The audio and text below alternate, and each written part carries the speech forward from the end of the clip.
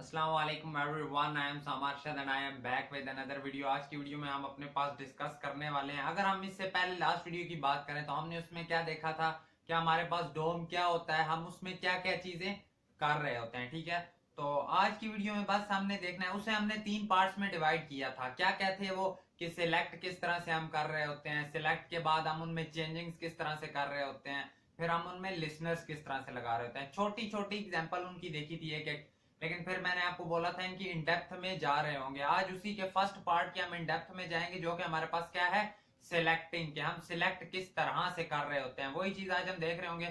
कुछ मैं पॉइंट्स लिख कर लाया हूं आपके लिए, ताकि कोई पॉइंट बीच में से मिस ना हो रहा हो। बताने को वैसे ही बता सकते हैं, लेकिन ये कि कोई पॉइंट बीच में से मिस ना हो रहा हो, दैट्स व्हाई मैं लिख कर लाया हूं सारे, कि ये सारे आपके साथ डिस्कस करने हैं। बाकी अगर तो आप हमारे चैनल पर नए हो तो मर्न स्टैक की सीरीज चल रही है, अगर आपने अभी तक हमें ज्वाइन नहीं किया तो आप हमें कर सकते हो। बहुत डेडिकेशन के साथ वीडियोस लाई जा रही हैं और इन फ्यूचर इंशाल्लाह आपके लिए मजेदार वीडियोस ला रहे होंगे। तो चलो स्टार्ट करते हैं, इसे ही जल्दी से वीडियो को एंड कर रहे होंगे। चलो डायरेक्टली स्टार्ट करते हैं। तो सबसे पहले हमारे पास आ जाता है, देखो आपको ये तो पता है कि सिलेक्ट करना होता है। सिलेक्ट क्या करना होता है, जो हमारे पास कोई HTML में टैग पड़ा है। लेट्स सपोज मैं यहाँ पर, बाय द वे मैंने लाइव कर लिया, लेक्चर 2 बना लिया, उसके अंदर मैंने एक index.html रखी है और script.js रखी है।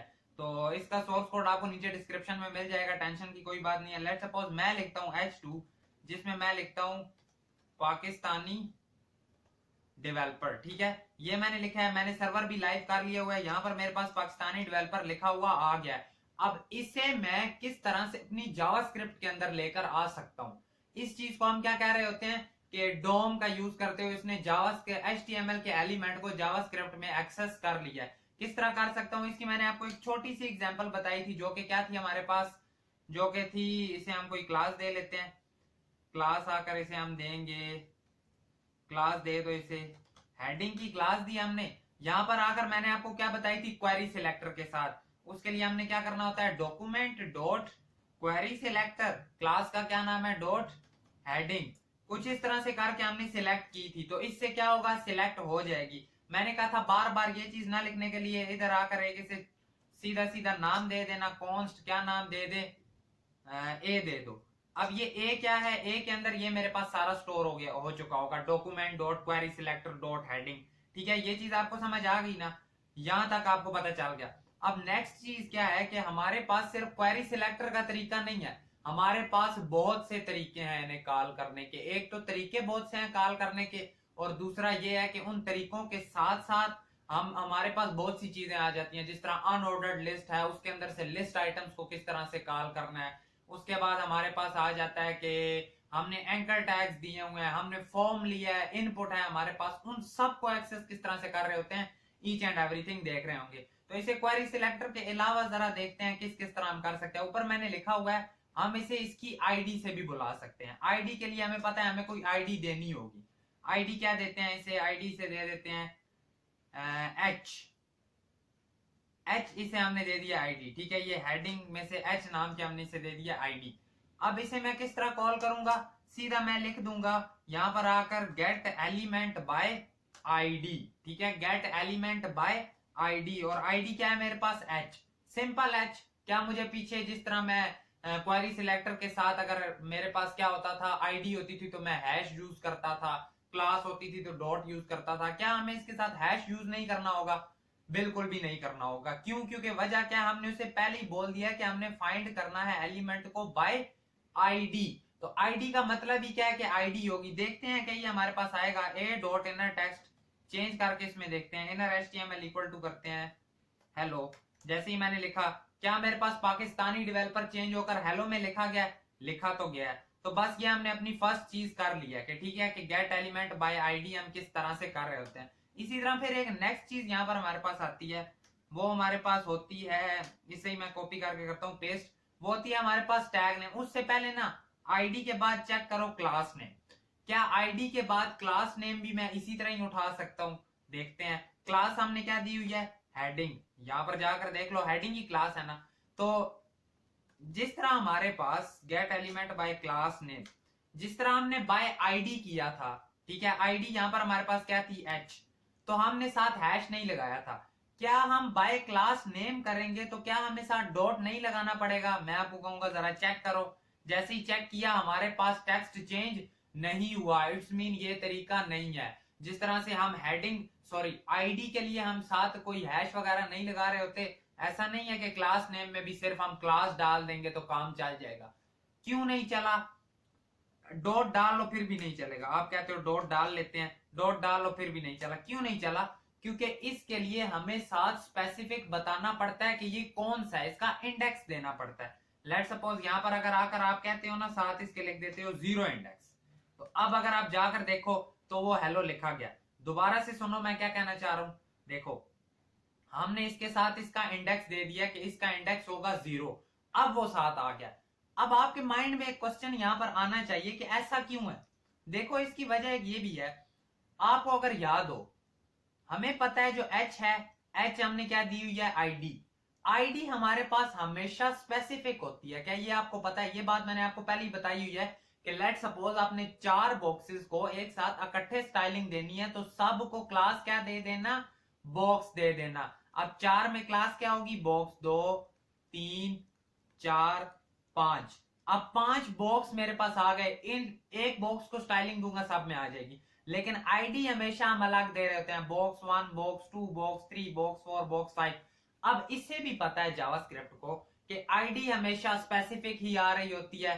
दैट्स वाई उसने बोला कि बाय आईडी आप करोगे तो डायरेक्टली एक्सेस कर पाओगे, लेकिन जब बात आएगी क्लास की तो आपको बताना पड़ेगा कौन सी है, क्योंकि वो इसे इस तरह से समझ रहा है कि बॉक्सेस अगर बॉक्स है तो इसमें बॉक्स बहुत ज्यादा दिए हो सकते हैं। लेट सपोज हेडिंग है, अब वो ये भी कह सकता है कि क्लास हेडिंग है। ये भी हो सकता है कि 5 इसके पास h2 हो, 5 के 5 की क्लास हेडिंग हो, तो फिर हमें स्पेसिफिक बताना पड़ता है 0 वाला 1 वाला 2 वाला 3 वाला।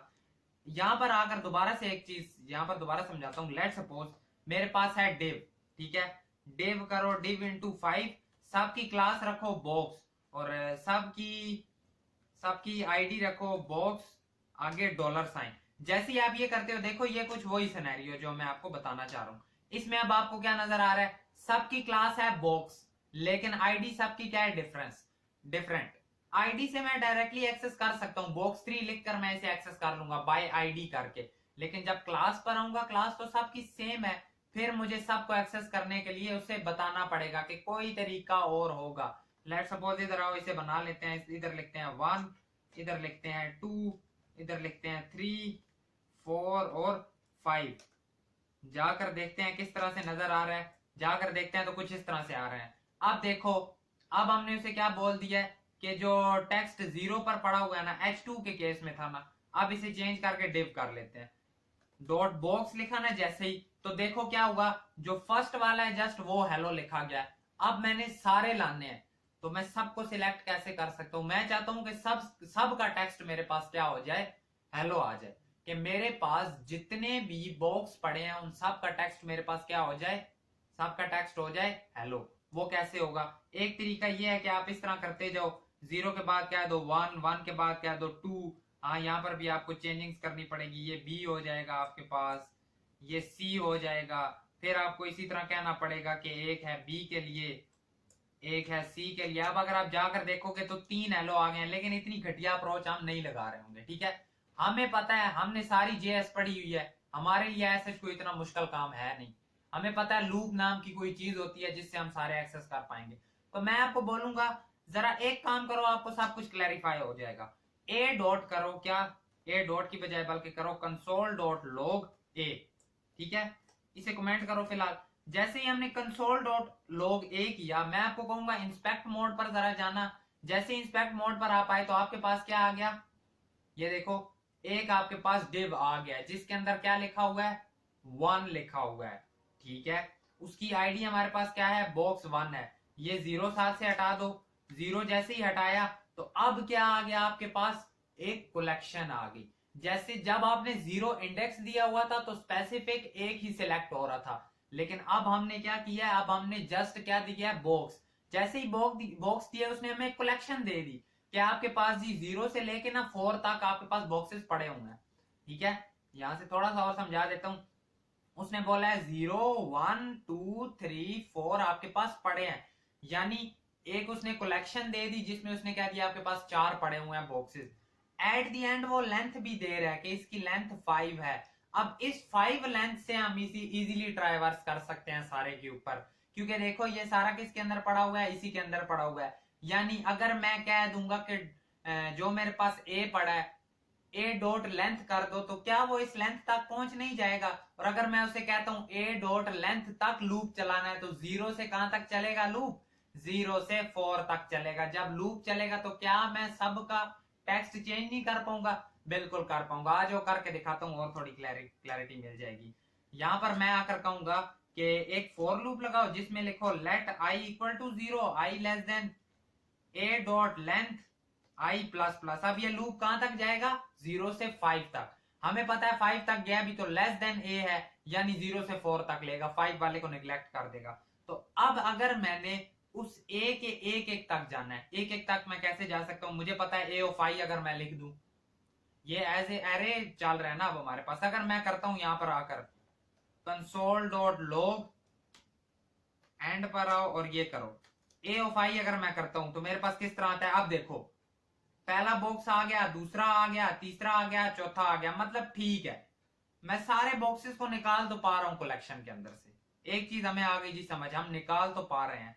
इसे एक बार कमेंट करो, थोड़ा और आसानी होगी आपके लिए। देखो हम सारे बॉक्सेस तक पहुंच पा रहे हैं। अगर हम पहुंच पा रहे हैं तो फिर तो कोई इशू ही नहीं है, सीधा कह दो यहां पर आकर कि A of I dot inner HTML है इन सब का, वो क्या कर दो, सब में लिख दो हेलो। तो क्या चेक करें हमारे पास क्या होगा। क्या अब आपको नजर आ रहा है कि हमारे पास सब के अंदर क्या लिखा हुआ आ गया। इसे एक बार करते हैं खत्म, और अब अगर आप देखो तो सब के अंदर क्या लिखा हुआ है, हेलो लिखा हुआ है। आई होप सो ये पॉइंट आपको समझ आया होगा। एक बार फिर से समझा देता हूं, एक बार फिर से देखो होता क्या। हमें पता है कि क्लास नेम से क्या होता है, मैंने आपको रीजन बता दिया क्यों वो इसे एक कंसीडर नहीं कर रहा होता, क्योंकि उसे पता है कि क्लास जब भी हम दे रहे होते हैं वो हमने ज्यादा सी चीजों का जब एक साथ इकट्ठा देनी होती है तो हम दे लेते हैं, ठीक है। तो उसके बाद लूप इस पर किस तरह चला ये एक बार दोबारा बता देता हूँ। जैसे ही हमने लिखा ना कि बॉक्स, उसने क्या दिया कि ये जितने बॉक्स आ रहे हैं ना HTML के अंदर सारे उठाकर यहाँ ले आओ, वो सबको उठाकर ले आया है। हम जैसे ही हमने उस बॉक्स की कलेक्शन को ओपन किया तो हमें एक चीज उधर नजर आई कि इसकी लेंथ लिखी हुई है। लेंथ से हमने उसका लूप होल निकाल लिया कि यहां से मैं इन सबको एक्सेस कर सकता हूं। तो हमने सीधा लूप लगा दिया जो 0 से स्टार्ट होता है और कहां तक जाता है, लेंथ तक जाता है। साथ ही हमने आई प्लस प्लस कर दिया और क्या बोल दिया कि A of I, A of आई, आई अब क्या होता है ये एक एक, इसमें लेट सपोज सबसे पहले क्या आया होगा, इसमें सबसे पहले आई होगी फर्स्ट वैल्यू जिसमें लिखा हुआ था 1, हमने उसे क्या दिया। अब आई में क्या होगा 1 कि पहले बॉक्स का जो इनर HTML है वो कर दो हेलो, उसने हेलो कर दिया होगा। फिर लूप ऊपर दोबारा चला गया होगा, सॉरी यहाँ पहले 0 आया होगा, ठीक है। अब 0 के बाद आया होगा 1, अब जब 1 आया होगा 1 का इनर टेक्स्ट जो हमारे पास 2 लिखा हुआ है उसे कर दो हेलो, ठीक है, दोबारा ऊपर आ गया होगा। अब इस बार 1 के बाद आया होगा 2, 2 लेस देन, यहाँ पर हमारे पास क्या है 2 लेस देन आ रहा होगा हमारे पास 5, तो वो कहेगा ठीक है ये भी इधर आएगा 2। ए ऑफ 2 में क्या लिखा हुआ था 3, वो कहेगा इनर HTML क्या कर दो हेलो, दोबारा घूम के जाएगा, फिर आ जाएगा 3 में क्या लिखा हुआ था, 3 में हमारे पास लिखा हुआ था 4, यहां से ही मैं यही कर रहा हूँ, देखो 3 में क्या लिखा हुआ है बॉक्स 3 में 4। जैसे ये आया होगा उसमें लिखा होगा 4, तो वो क्या कहेगा इसका भी क्या कर दो हेलो, दोबारा घूम कर जाएगा 4 आ जाएगा। 4 लेस देन 5, ये भी ठीक है, इधर आएगा 4, इसमें कहेगा कि 5 है, 5 का भी चेंज करके हेलो कर दो, फिर आएगा 5, जैसे ही आएगा 5 लेस देन 5 कंडीशन फॉल्स हो जाएगी, बाहर आ जाएगा लूप से। तो कुछ इस तरह से हमारे पास लूप चल रहा है। आई होप सो आपको ये समझ आ गई होगी। ए डॉट लेंथ इसे दोबारा से ठीक कर देते हैं और ए ऑफ आई जो है उसका इनर, आई होप सो ये चीज आपको समझ आई होगी, काफी मजेदार थी। दो चीजें हमने देख ली कि हम फाइंड बाय आईडी भी कर सकते हैं, बाय क्लास नेम भी कर सकते हैं। टैग नेम से कैसे करते हैं आज जरा ये चेक करते हैं। टैग नेम हमारे पास क्या है, H2 पर वापस आ जाते हैं अपनी, ये जो H2 है, ठीक है, टैग नेम H2 है। सीधा आकर इसे, बल्कि एक बार एक काम करता हूं, इसे कमेंट कर देता हूं और नेक्स्ट वाले पर आ जाता हूं, यहां पर आके चेंजिंग करते हैं। अब हमने क्या करना है, gate element by tag name, ठीक है। टैग नेम से हम किस तरह कर रहे होते हैं वो देखते हैं। टैग हमारे पास क्या है H2, जैसे ही मैंने H2 लिखा मैंने बोला ए डॉट इनर क्या कर दो हेलो, अभी भी नहीं हुआ, टैग नेम से क्यों नहीं हुआ। अगेन मैं आपको वही चीज कहूंगा कि जिस तरह से आपके पास क्लासेस बहुत ज्यादा हो सकती हैं, इस तरह से आपके पास H2 भी तो बहुत ज्यादा हो सकते हैं। दैट्स वाई इसके लिए भी आपको साथ इंडेक्स बताना पड़ेगा। जो फर्स्ट वाला H2 है उसे चेंज कर दो। लूप कैसे लगेगा, इसे थोड़ा सा करो बड़ा, आ जाओ चेक कर लेते हैं।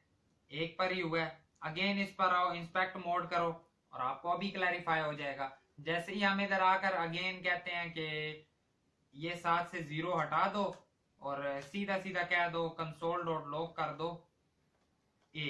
जैसे ही कंसोल डॉट लॉग ए करेंगे तो अगेन आपके पास एक कलेक्शन आ गई। आपको पता है कलेक्शन में कैसे ट्राइवर्स करना है, सीधा सीधा लूप लगा देना है और काम चल जाएगा। क्या कोई मुश्किल है? एज इट इज क्लास वाले काम है। आई डोंट थिंक सो इसमें कोई मुश्किल आ रही होगी। तो हमें ये भी पता चल गया कि हम इसे आई टैग के थ्रू किस तरह अपने पास लेकर आ सकते हैं, ठीक है, बाय टैग नेम। नेक्स्ट चीज आती है हमारे पास क्वेरी सिलेक्टर।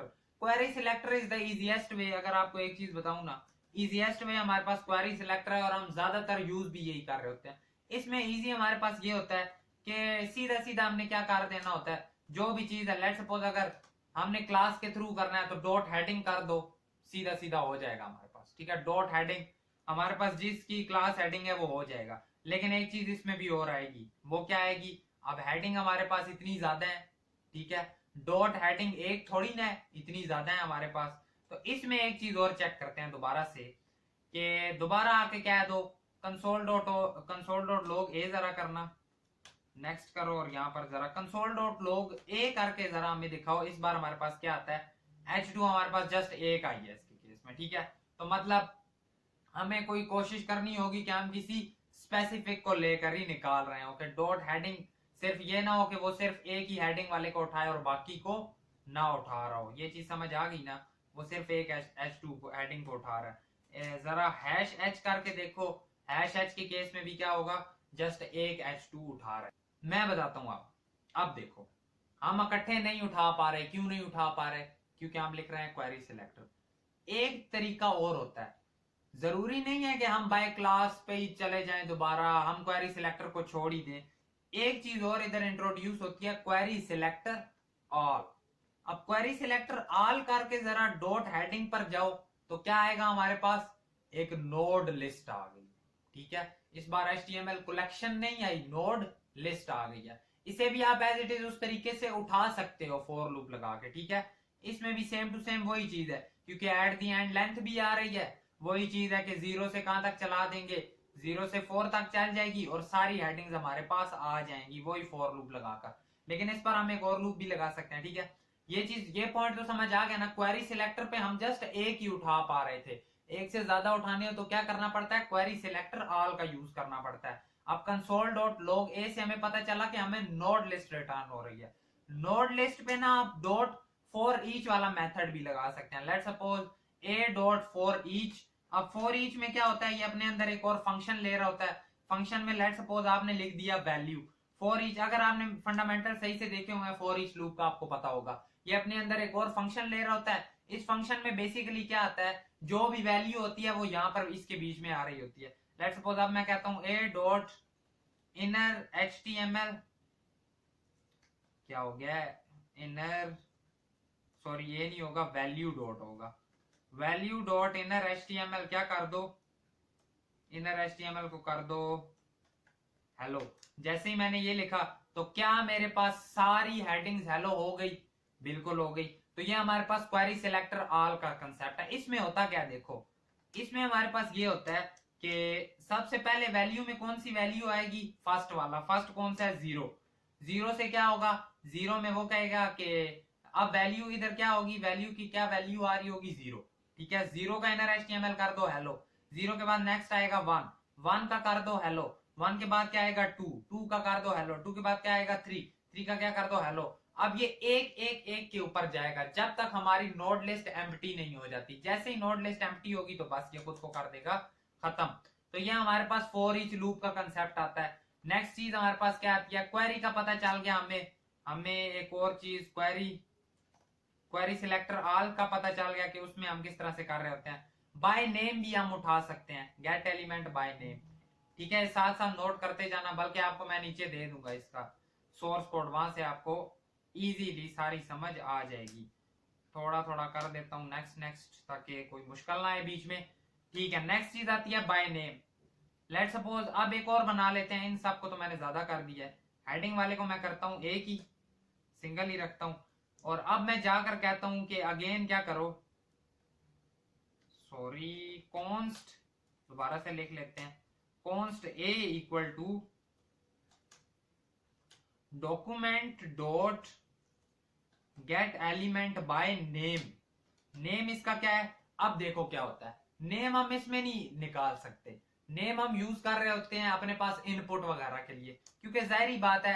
एक चीज मुझे खुद बताओ, क्या आप इन्हें नेम दे रहे होते हो? कभी भी नहीं दे रहे होते हैं। लेकिन जो हमारे पास इनपुट फील्ड होती है ना, टाइप टेक्स्ट होगी, नेम क्या होगा, एफ नेम, ठीक है, इन्हें हम नेम दे रहे होते हैं। तो यहां पर आकर मैं एफ नेम को एक्सेस कर सकता हूं, यहां पर मैं एफ नेम को एक्सेस कर सकता हूं, ठीक है। अब हमें कैसे पता चलेगा कि क्या ये हमारे पास सिलेक्ट हुई है या नहीं हुई? कंसोल डॉट लॉग ए करके देख लो। अगर तो कंसोल डॉट लॉग ए करने से हमारे पास कंसोल डॉट लॉग ए नोड लिस्ट आनी चाहिए, नोड लिस्ट आ गई। उसके अंदर उसने क्या दिया कि इनपुट पड़ी हुई है, ठीक है, इनपुट पड़ी है जिसकी लेंथ हमारे पास क्या है, 1 है, मतलब सिलेक्ट तो हो रही है। अगर मैं इसका नाम खराब कर दूं तो क्या होगा, नोड लिस्ट तो आती है मगर वो एम्प्टी है, इसका मतलब मैं सिलेक्ट नहीं कर पाया उसे, ठीक है। अगर एफ नेम करने से वो अंदर कोई इनपुट आ रही है, इट्स मीन हमने उसे करेक्टली अपने पास कनेक्ट कर लिया है। नेक्स्ट चीज आ जाती है हमारे पास, इसके बाद क्या है चेक करते हैं और हम किस तरीके से कर सकते हैं। और हमारे पास आता है टैग नेम हो गया, क्वेरी नेम भी हो गया, एलिमेंट चाइल्ड्स, एलिमेंट चाइल्ड्स वगैरह आ जाते हैं। आज इन्हें देख लेते हैं। लेट सपोज ये मेरे पास सारे डिव हैं, ये सारे मेरे पास एक डिव बड़ा है, उसकी क्लास है मेरे पास पेरेंट, पेरेंट है। और ये सारे कहां पर पड़े हुए हैं, ये सारे पड़े हैं इसके अंदर, ठीक है। एक क्लास है पेरेंट, इन्हें छोटा कर लेते हैं, यहां तक कर लिया। अब एक मेरे पास डिव है पेरेंट, उसके अंदर एक डिव पड़ा है, दो डिव, पेरेंट के अंदर दो डिव पड़े हैं, दोनों इसके क्या हैं, चाइल्ड हैं। तो क्या हम इस तरीके से एक्सेस कर सकते हैं? लेट सपोज मैं आकर कहता हूं,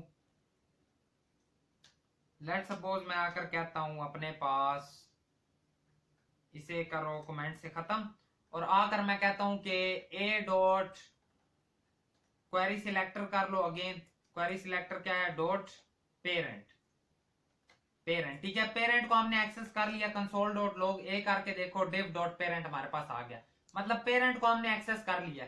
अब मैं चाहता हूं कि ये जो बीच में है 1 और 2, ठीक है, 1 और 2 मेरे पास चेंज हो जाए। इसे मैं कोशिश करता हूं कि मैं ऊपर ले जाऊं, 1 और 2 चेंज हो जाए, मतलब कि इस पेरेंट के थ्रू मैं, जो मेरे पास इसके चाइल्ड में एक 1 आ रहा है, एक 2 आ रहा है, जो 1 है मैं उसे चेंज कर लूं। कैसे हो सकता है? अगर मैं कहूं ए डॉट फर्स्ट एलिमेंट चाइल्ड का डॉट इनर एचटीएमएल कर दो, ये क्या लिख दिया, कोई अच्छा सा लिखो, या उसामा लिख दो। जैसे ये लिखा तो क्या मेरे पास वो चेंज होकर उसामा लिखा हुआ आ गया? आ तो गया है। इसका मतलब हम पेरेंट से भी उसके चाइल्ड तक पहुंच सकते हैं। अगर मैं आकर कह देता हूं कि लास्ट एलिमेंट चाइल्ड कर दो, तो क्या मेरे पास लास्ट आ जाएगा उसामा? आ तो जाएगा। इन्हें जरा आकर बढ़ा दो, इन्हें जरा आकर बढ़ा दो, इधर आओ, दोबारा से इसे कह दो 3, इसे कह दो 4, यहां पर आकर क्या लिखोगे 3, यहां पर आकर क्या लिखोगे 4। इन्हें हमने दोबारा ज्यादा कर दिया है। तो अब लास्ट वाला देखो, इसके केस में लास्ट कौन सा था, 4th वाला, तो उसने इसे चेंज कर दिया है। तो हमारे पास सिबलिंग वाला भी कंसेप्ट आ जाता है। अगर मैं हैश बॉक्स 2 पे जाता हूं, हैश बॉक्स 2 कौन सा है आपको पता होगा, ये वाला, ठीक है, हैश बॉक्स 2। अब मैंने इसे सिलेक्ट कर लिया है। अगर मैं इसे कहता हूं कि आप क्या करो कि इसका, तो जाहिर ही बात है इसके चाइल्ड तो कोई है नहीं, तो कोई चेंज होगा नहीं, लेकिन इसके सिबलिंग तो हो गए। अगर मैं इसे कहता हूं, अगर मैं इसे कहता हूं आपका जो नेक्स्ट एलिमेंट सिबलिंग है, ठीक है, 2 का नेक्स्ट कौन सा था, बॉक्स डॉट 2 का नेक्स्ट, बॉक्स 2 का नेक्स्ट था बॉक्स 3। तो जाकर देखते हैं कौन सा चेंज हुआ। 2 के बाद जो अगला 3 था उसमें उसामा लिखा आ गया। अगर मैं इसे कहता प्रीवियस एलिमेंट सिबलिंग, तो उससे क्या होता, 1 वाला चेंज हो जाता। तो इस तरह से भी हम इन्हें एक्सेस कर पा रहे होते हैं। फर्स्ट एलिमेंट आ जाता है हमारे पास, second element sorry first element child, previous element child, first element child, last element child, next element sibling, previous element sibling, इस तरह से आ जाते हैं। ठीक है, और उसके बाद आगे क्या आता है हमारे पास कि अनऑर्डर्ड लिस्ट को हम किस तरह से अपने पास रख सकते हैं। आज जो अनऑर्डर्ड लिस्ट पे देखते हैं, इसे हम अगेन ले आए, इधर लेट लिखो कॉन्स्ट लिखो, कोई इशू नहीं है, एक ही बात है। ठीक है, हमने क्या करना है, एक अनऑर्डर्ड लिस्ट पहले तो अपने पास कर लेते हैं क्रिएट। अनऑर्डर्ड लिस्ट जिसके अंदर लिस्ट आइटम्स होंगे कितने, 5, सबकी कोई क्लास होगी, डॉट डॉट लिस्ट आइटम्स, सबकी क्लास हो गई, और क्या देना है, ठीक है यही होगा। इन सब के अंदर लिख लो A B C D E. ठीक है, A B C D E लिख लिया, अगर देखो ए बी सी डी सब पे आ गया। अब इन्हें हम किस तरह से एक्सेस कर रहे होते हैं, इसे आकर क्लास दो और इसे कह दो लिस्ट अनऑर्डर्ड लिस्ट, इसे हमने क्लास दे दी यूएल डैश लिस्ट और लिस्ट आइटम्स को दे the L dash list items. तो अब इन्हें हम किस तरह से एक्सेस कर रहे होते हैं, इधर हमें आकर कहना होगा कि ए डॉट डॉक्यूमेंट डॉट किस तरह से हमारे पास क्या है, एक बाय टैग ले लो, get element by tag name, tag का नेम क्या है हमारे पास, अनऑर्डर्ड लिस्ट है। अब अनऑर्डर्ड लिस्ट को जरा कंसोल डॉट लॉग ए करके देखो हमारे पास आता क्या है। जैसे ही हम इंस्पेक्ट मोड पर गए तो हमारे पास क्या आ रहा है, एक कलेक्शन आई जिसके अंदर एक अनऑर्डर्ड लिस्ट पड़ी हुई है। अब अनऑर्डर्ड लिस्ट तक तो हम पहुंच गए, इसके आगे चाइल्ड पर हम कैसे जाएंगे वो हमें चेक करना पड़ेगा। जैसे ही हम अपनी अनऑर्डर्ड लिस्ट को ओपन करते हैं ना, जाते जाते जाते हमें एक चीज नजर आई चिल्ड्रन नाम की। जैसे ही चिल्ड्रन को ओपन किया तो हमें क्या नजर आया कि सारी देखो वहां पर आ रहा है, साथ आप चेक कर रहे होगे कि अनऑर्डर्ड लिस्ट के ऊपर मैं फॉर लूप नहीं लगा पाऊंगा। क्यों? क्योंकि अनऑर्डर्ड लिस्ट की कलेक्शन में एक अनऑर्डर्ड लिस्ट ही आ रही है कलेक्शन में। ठीक है, एचटीएमएल कलेक्शन में अगर लिस्ट आइटम तक जाना है तो मुझे अनऑर्डर्ड लिस्ट के अंदर चिल्ड्रन में जाना पड़ेगा, क्योंकि इसके चिल्ड्रन के अंदर मेरे पास लिस्ट आइटम्स पड़े हुए हैं। अब देखो जैसे ही मैं लिखता हूं ए डॉट चिल्ड्रन तो देखो मेरे पास क्या आया, उसने मुझे अनडिफाइंड कह दिया। ऐसे क्यों?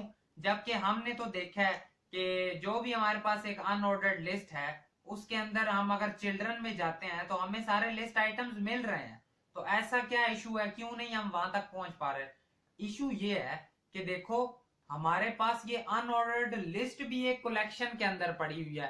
तो कलेक्शन की अगर पहली अनऑर्डर्ड लिस्ट उठानी है हमने तो उसके लिए हमें यहाँ पर ये बताना नहीं पड़ेगा कि जो फर्स्ट वाली है वो दे दो।